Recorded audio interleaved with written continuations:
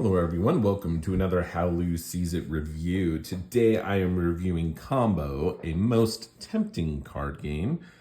This is published by Happy Camper Games and designed by Ikwon Kwon for 2 to 6 players ages 10 and up. Now, I did review another Happy Camper game a little while ago called Trio, another fast, easy to play, fun little card game. This just falls right into that same category. A great little game, great production value. So let's go ahead and open up the box and show you what comes in this specific one. Again, I really like the player count here, 2 to 6 players. The artwork is really great and really fun with these little fruit images. So very, very cool there. You get into it, the rules and everything fit in the box very nicely. The rules are really well laid out. They've got some great examples here. There is one element in here, the ties, that can be a little bit confusing. So I'm going to talk about that a little bit later in the video. But other than the ties and how the ties work, everything is laid out really well, and they do include a watch and learn as well, which is very well done. So highly recommend checking that out as well. I can put a link to that in the description of this video. But I'll talk about the ties a little bit more in a second here. So other components, very nice. We have these player reference cards that are nice and big. The player count is awesome, right? That 2 to 6 players is really, really nice. Be able to play this with 2 players and all the way up to 6, which is really nice. Again, it has setup instructions and reminders on the cards itself. So you don't have to refer back to the rule book on because you do remove certain number of cards and you play a certain number of rounds depending on the players, and that's all here for all the players, which is great. And they are double-sided, so we have a 2-player setup. We have 2 of those, and then we have a 3 to 4 player game, and then on the back side of all of these we have the 5 to 6 player game. So just really well done. I think that's great. It is a card game, so we do have cards. We'll look at that. You know, one of the things that the thing I like least about this game, honestly, is the insert. So the game comprised, again, these nice large mats. So I'm actually okay with the box size here. The insert here is just a bit of a mess, in my opinion. I mean, it works functionally decently okay. It is hard to get all the cards out of the bottom of this still, even with these little cutouts in there, and it just, the insert is not my favorite. The cards themselves are really nice. They have a nice linen finish to them, and they shuffle really well. So, I think the production quality of the cards is great. I love the artwork.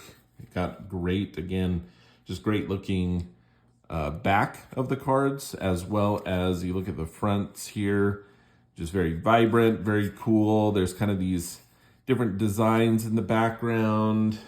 You have, again, there's colors are going to be, important in this game, as you have, you're working with different combos that you will be scoring, whether that be all the same number, a smoothie, or the same color, a slushy, ripe run, super slushy, or sweet scraps. So it is nice that, the image is nice and big here in the middle, but there's also the image up here in the corner. So if I don't deal with like color blindness or anything like that, but I do appreciate the symbols there. So the accessibility there, I think, is great. But you have cards 1 to 12 in these different colors. And I think they just look fantastic. I'm very pleased with the aesthetic of everything. There's also included pineapple first player marker. It's wooden, painted gold. Just got a great look to it. And so that's very nice to have included in the box as well. So as far as the gameplay, it's very simple, very easy to learn. The setup and everything isn't difficult either. You're basically going to remove a certain number of cards per player. And the general gist of the game is that you will have a handful of cards, and you are hoping that your cards will be part of the highest combo based on your player reference here to score points. The fun thing about this is that it is all kind of played into the middle. So you're going to take turns, and looking at my cards here that may have a couple options, I could maybe try to get some 8s and hope other people play 8s as well to score a smoothie. So if we get 4, depending on the number of players, so in like a 2-player game all the way up to I think through 4 players, you're scoring 4 card combos. And then in 5 to 6 players, you are going to be scoring 5 card combos. So what you're trying to do is be part of those. And there's going to be all these different things available. So you have 8s. I could try to go with a super smoothie or a super slushy. If others have that same, and you're going to score the highest combo, and we'll kind of walk through some of those, but the gameplay is you're going to choose a card, then you're going to draw a card. Then it'll go to the next player. They're from their hand going to choose a card, play a card. They may see that 9. They don't really have anything else. Maybe they have 2 5s, so maybe they'll play a 5. And then you may have another person here with way too many cards. They may say, well, maybe we can get a bunch of purples. And so they're going to play their 2 there. And draw a card. And that's the basic gameplay. Is you're going to play a bunch of these different cards into the middle. And then when you're done, you're going to score the highest combo. And so as the game's progressed, maybe it would have progressed something like this. They're still trying to get some 5s maybe. And the third player here, let's see, they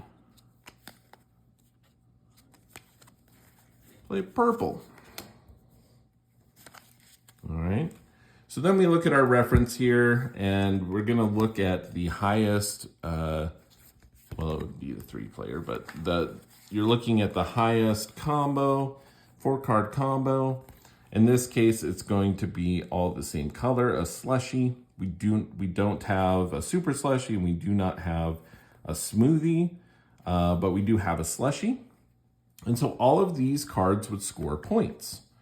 Now, what's interesting is, let's say you had this other individual here had a 3, for an example.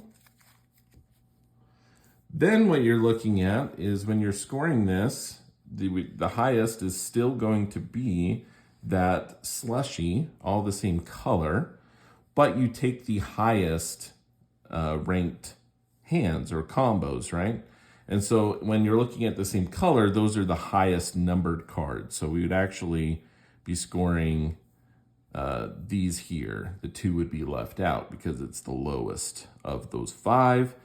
But what's interesting, right, is so the higher cards, you're going to be more likely to be part of the combo, but it's only worth 2 points for full points, and this 2 is worth 12 points. So it's significantly worth more points, but it's less likely to be a part of that final combination here. So the other interesting thing about ties, let's say, is that that would bring up a situation where you basically get You still score it if you're part of it, but if you're part of that tie, it's going to half it, or basically half it. And when you're looking at, so instead of 12 points, you'd get 6 points.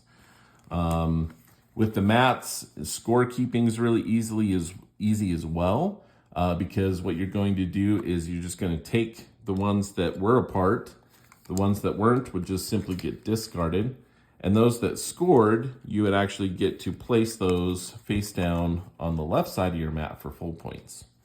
If it's part of a tie, again, you would go on this side and you would know to count the half point or the lower point value. So the functionality of everything is really well. The player count, I think, works really well with, honestly, 2-player. It's a very, different feeling game, but still very fun. You're going to take turns flipping over cards, and then after I flip over one, and after the other person flips over a card, then we're going to flip one over from the deck. Then I'll play a card again. Opponent plays a card. We'll flip over a card. Then we each play one more card, and then we determine what is going to be part of that 4-card combo and score accordingly. If the, ghost player or the, random cards flipped over scored, they're fine. They just get discarded. But it does provide a lot of kind of interesting gameplay with the 2-player. And honestly, I was a little concerned that I wouldn't enjoy the 2-player, but I think it works really well. I think it's fun. It provides that, yes, there is some luck involved with what cards are getting flipped over, and you're only working with that one other player. So it's like you both want to be able to score, but you want to score the most points. So it just works really well as far as some really interesting decisions, yet with, simple gameplay. So yeah, I really, really like it. And, there's just kind of that, you can open discussion kind of with it too, right? So as you lead with a card and say, come on, what do you guys think? Anyone else with ones out there? Let's get a bunch of points, 12 points. While others who maybe not have ones may try to convince people, well, I don't have ones, but let's see if we can score blue. Let's go some high blues and knock out the person who put the 1 in there so they don't get those 12 points, right? So there's kind of this discussion and a lot of kind of interactivity with that of like trying to convince people of what you're wanting to do, and just kind of fun seeing the hand kind of morph and change of like, oh, I thought we were going to score this, but now there's a super slushy out there. And, I was set up to score some 2s, but now I'm not even going to be part of the winning hand. So really kind of fun. It's a competitive game, but there's an element of cooperation to it of, hey, I want to work with some other people. Hopefully some other people will want to work with me. There's also kind of that balancing mechanism involved with it because of that as well, where it's like, hey, this person's in the lead, right? They've scored a bunch of points. Look at that. Look at that stack of cards they have over there in their full points. So let's maybe work together so that they don't get it, right? And that, could be a downside, especially if playing with like younger kids. They could feel kind of left out of like, oh, I was going to win this, but now I don't. So there is, some of those feelings that could come up. But I think that, ages 10 and up is good with that. But lots of fun, great production value. That is Combo. I'll talk about the ties here in just a second. The other thing I'll note, like on Board Game Arena, couldn't really find this. Apparently it's a re-implementation, it looks like, of a game called Surfasaurus or something like that, where it was like dinosaur surfing themed. But from my understanding and a quick look at that, very similar kind of gameplay, re-implementation here. So That's the combo. And let's talk about the ties here just at the end, clarify. So I did clarify with the publisher on ties. And I just want to make sure that you know that it's clear as well. And there's some good examples here, but it was just a little bit confusing. So when do you score half points? So ties are interesting because, again, a lot of times you may think that, well, this is part of it, but it's always the highest, right? So this slushy example here is a good example of that. So if you're scoring with a 3 to 4 players, the combo, you're scoring the highest 4-card combo. Well, there's 5 blue cards, you're going to simply take the highest of those 5 cards, right? So the 1 would not score. Same thing here with the run example, 1 through 6. Well, you're going to score the highest of that run. Now, this one here, 2 different slushies were played, but the grape slushie wins because it has the highest overall card. So you may have some different combos here. You have 2 different slushies, the highest overall card in that is going to make it so this one scores. Then you come to the ties here. So this is an interesting one. Originally, I thought all smoothies would tie, and I made that mistake the first time we played through. If you only have, you're playing a 4-card combo, and you only have 4 10s, those would all score full points.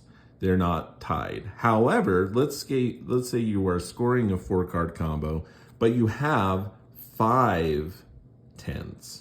In that case, all of those 10s are tied. There's no ranking of like one fruit or suit color above another. So all of these would actually score, but they would score half points.